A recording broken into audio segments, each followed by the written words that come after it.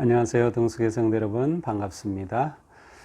오늘도 주님의 은혜 안에서 우리의 삶이 복된 삶 되기를 원합니다. 기도합시다. 하나님, 오늘도 저희들을 말씀으로 또 깨우치시고 또 말씀 앞에 불러주시니 감사합니다. 저희들이 말씀 없이는 하루도 살 수 없는 삶, 또 하나님을 의지하는 삶, 또 하나님께 귀를 기울이는 삶으로 나아갈 수 있도록 도우시고 인도하여 주시옵소서. 예수님 이름으로 기도합니다. 아멘. 네, 오늘 우리에게 주신 말씀은 이사야서 30장 1절에서 17절 말씀입니다. 네, 좀 긴 말씀인데요. 제가 중간중간 읽겠습니다. 여호와께서 이르시되 패역한 자식들은 화 있을진저 그들이 계교를 부리나 나로 말미암지 아니하며 맹약을 맺으나 나의 영으로 말미암지 아니하고 죄의 죄를 더하도다. 그들이 바로의 세력 안에서 스스로 강하려 하며 애굽의 그늘에 피하려 하여 애굽으로 내려갔을 때 나의 입에 묻지 아니하였도다. 그러므로 바로의 세력이 너희 수치가 되며 애굽의 그늘에 피함이 너희의 수욕이 될 것이라. 6절입니다. 7절입니다. 6절 죄송합니다. 6절입니다. 네겝 짐승들에 관한 견고라. 사신들이 그들의 재물을 어린 나귀의 등에 싣고 그들의 보물을 낙타 한 장에 얹고 암사자와 수사자와 독사와 및 날아다니는 불뱀이 나오는 위험하고 곤고한 땅을 지나 자기에게 무익한 민족에게로 갔으나 애굽의 도움은 헛되고 무익하니라. 그러므로 내가 애굽을 가만히 앉은 라합이라 일컬었느니라. 8절 이제 가서 백성 앞에서 서판에 기록하며 책에 써서 후세에 영원히 있게 하라. 대저 이는 패역한 백성이요 거짓말하는 자식들이요 여호와의 법을 듣기 싫어하는 자식들이라. 그들이 선지자들에게 이르기를 선견하지 말라. 선지자들에게 이르기를 우리에게 바른 것을 보이지 말라. 우리에게 부드러운 말을 하라. 거짓된 것을 보이라. 12절 이러므로 이스라엘의 거룩하신 이가 이같이 말씀하시되 너희가 이 말을 업신여기고 압박과 허망을 믿어 그것을 의지하니 그가 이 나라를 무너뜨리시되 토기장이가 그릇을 깨뜨림같이 아낌없이 부수시리니 그 조각 중에서 아궁이에서 불을 붙이거나 물 웅덩이에서 물을 뜰 것도 얻지 못하리라. 15절 주 여호와 이스라엘의 거룩하신 이가 이같이 말씀하시되 너희가 돌이켜 조용히 있어야 구원을 얻을 것이요 잠잠하고 신뢰하여야 힘을 얻을 것이오늘 너희가 원하지 아니하고 이르기를 아니라 우리가 말 타고 도망하리라 하였으므로 너희가 도망할 것이요 또 이르기를 우리가 빠른 짐승을 타리라 하였으므로 너희를 쫓는 자들이 빠르리니 한 사람이 꾸짖은즉 천 사람이 도망하겠고 다섯이 꾸짖은즉 너희가 다 도망하고 너희 남은 자는 겨우 산꼭대기의 깃대 같겠고 산마루 위에 기치 같으리라 하셨느니라. 아멘. 네, 오늘 말씀은 이스라엘 백성들이 하나님 앞에 지금 무엇을 잘못하고 있는가, 그들의 구체적인 잘못된 모습을 이렇게 딱 집어서 말씀하시면서 그들이 어떻게 하여야 구원을 받을 수 있을지를 말씀하고 있습니다. 오늘 말씀이 이렇게 시작되죠. 여호와께서 이르시되 패역한 자식들은 화 있을진저. 패역한 자식들. 어제 말씀에서도 이 패역한이라는 단어가 나왔는데요. 이 패역한이라는 것은 위아래가 뒤집힌 거꾸로 된 것을 말합니다. 아니면 어떠한 그 바른 도리에 어긋난 것을 말하죠. 다시 말하면 이스라엘 백성들이 하나님과의 관계가 뒤집혀 버렸어요. 그들은 하나님께 귀를 기울이고 하나님을 따라야 되는데 하나님을 무시하는 거죠. 이미 어제랑 본 것처럼 하나님을 왕따시키는 거죠. 그 동일한 내용이 오늘 본문에도 계속되고 있어요. 자, 그들이 계획을 베풀어요. 그들이 무엇인가를 지금 계획하고 일을 꾸미죠. 하는데 문제는 뭡니까? 나로 말미암지 아니하며 그 계획이 하나님으로부터 나온 것이 아니라는 거죠. 그들이 또한 맹약을 맺으나 다른 나라와 외교수를 펴서 맹약을 맺으나 나의 영으로 말미암지 않고 그것도 하나님께 묻지 않았어요. 하나님의 영, 하나님이 주시는 지혜로 말미암지 않은 거예요. 지금 이 맹약은 무엇을 말합니까? 바로 애굽과 맹약을 맺은 것입니다.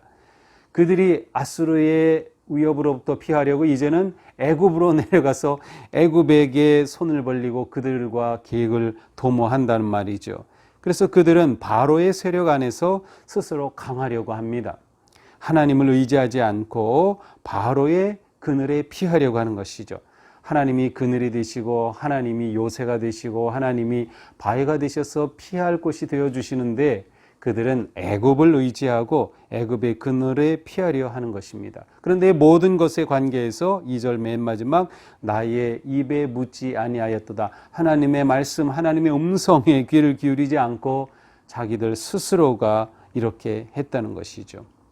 결국 패역한 세대의 특징은 하나님께 묻지 않는 것입니다. 하나님께 묻지를 않아요.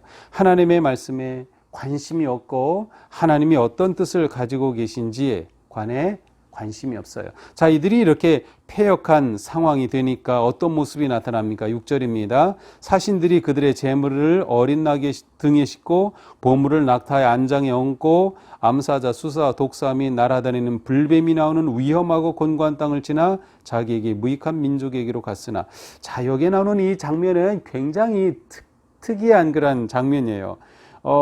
나귀에다가 재물을 싣고 그 다음에 낙타에다가 보물을 싣고 그리고 지금 어디로 가냐면은 광야를 지나서 이집트로 가는 거예요. 광야에는 불뱀이 나오죠. 불뱀 하면 떠오르는 장면이 있나요? 그렇죠. 이스라엘 백성들이 출애굽하여 광야에 있을 때 하나님을 불평하고 막 원망하고 그때 하나님께서 불뱀을 보내요. 그들을 물게 하시고 심판하시죠. 그때 높이 장대에 달린 뱀을 보면 낫겠다 했던 그 사건이 기억나죠. 바로 그 장면과 연결된다고 볼 수 있어요. 왜냐하면 하나님께서는 이집트로부터 그들을 해방시켜서 가나안 땅으로 이끌어내셨는데 지금 이집트로 거꾸로 가고 있잖아요. 거꾸로 광야길을 지나서 그들에게 조공을 바치고 그들에게 보물을 갖다 주려고 거꾸로 이집트로 들어가고 있는 거예요. 다시 말하면 그들이 하나님께서 자유와 해방을 주시 하나님의 백성을 삼기 이전 상태로 지금 되돌아가는 모습을 보여주고 있는 것입니다. 그러니 하나님 보실 때 얼마나 이들의 모습이 참 잘못된 것이고 얼마나 이들이 하나님을 배반한 것일까요? 결국 7절이죠. 애굽의 도움은 헛되고 무익할 것이다. 너희가 이렇게 애굽을 의지하지만 다 헛되고 무익한 것이 된다. 애굽은 가만히 앉은 라합이다. 여기서 라합이라고 하는 이것은 이제 구약 이사에서 51장에도 나오고요. 시편에도 한번 나오고 욥기에도 나오는 어떤 고대 어떤 괴물 비슷한 그러한 존재입니다. 리오야단이라고 하는 괴물과 동시에 언급되는 것인데요. 다시 말하면 이 엄청난 괴물 같은 애굽이 결국 가만히 앉은 아무것도 할 수 없는 무기력한 애굽이다. 너희들이 이렇게 애굽을 의지하려고 하지만 다 소용이 없다는 것이죠. 참으로 이러한 모습을 보면서 우리가 신앙생활하다가 자꾸 이전으로 돌아가려고 하는 것. 또 지금 코로나 상황이 되니까 열심히 신앙생활하던 분이 한두 번 예배 드리지 않고 또 온라인으로도 예배 안 드리고 뭐 그러면서 점점 옛날 상태로 돌아가는 이러한 모습이 얼마나 하나님 앞에 좀 패역한 모습인가 하는 것을 보게 됩니다. 하나님을 떠난 어떠한 것도 도움이 될 수 없다. 하나님을 떠나서는 돌이켜서 옛날로 돌아가는 것으로는 어떠한 도움도 얻을 수 없음을 말하죠. 이제 8절 이후에서는 하나님께서 이렇게 패역한 백성들이 하나님께 묻지도 않고 하나님의 영을 구하지 않으니까 내가 이제 서판에 기록해서 아예 하나님께서 주시는 말씀을 증거로 남겨야 하겠다라고 말씀을 하십니다. 왜냐하면 이 백성은 패역한 백성이다. 자, 패역한 백성의 또 다른 특징은 무엇입니까? 9절입니다. 여호와의 법을 듣기 싫어하는 자식들이다. 하나님의 음성 듣기를 좋아하지 않아요. 그래서 어떻게 합니까? 10절 선견자에게 이르기를 선지자들에게 말합니다. 선견하지 말라. 하나님의 말씀 선포하지 말라고 합니다.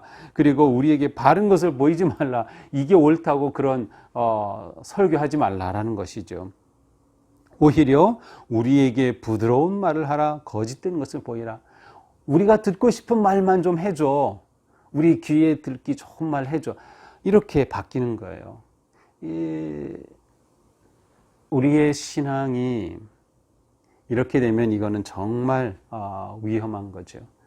내가 하나님의 말씀을 들을 때, 또 설교를 들을 때 내가 듣고 싶은 것, 내가 원하는 것, 내 귀에 좋은 것을 해주기를 원하고 오히려 바른 말하는 거 듣지 않겠다, 그러한 설교하지 말라라는 그러한 것이 잘못된 태도죠.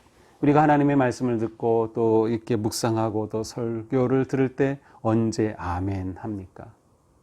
내 생각하고 똑같을 때 아멘 합니까? 아니면 나를 책망하시고 경고하시고 바른 말씀이 선포될 때 아멘 합니까? 이것은 우리에게 매우 중요한 것이죠.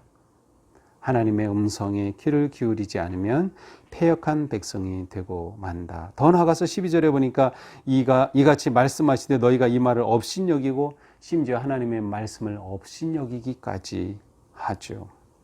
결국 이렇게 될 때 그들에게는 심판이 올 수밖에 없다. 14절 그가 이 나라를 무너뜨리시되 토기장이가 그릇을 깨뜨린 같이 아낌없이 부수실 거예요.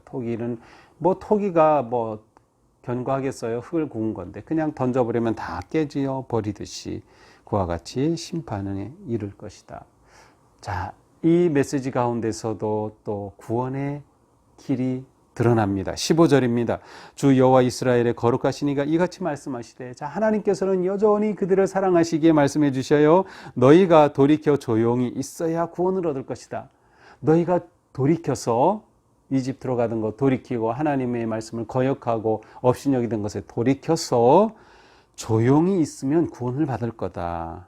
잠잠하고 신뢰하여야 힘을 얻을 거다. 살아날 힘을 얻을 것이다 라고 말씀해 주십니다. 조용히 있어야 한다, 잠잠해야 한다. 같은 의미죠. 왜 조용히 하고 잠잠히 있어야 할까요?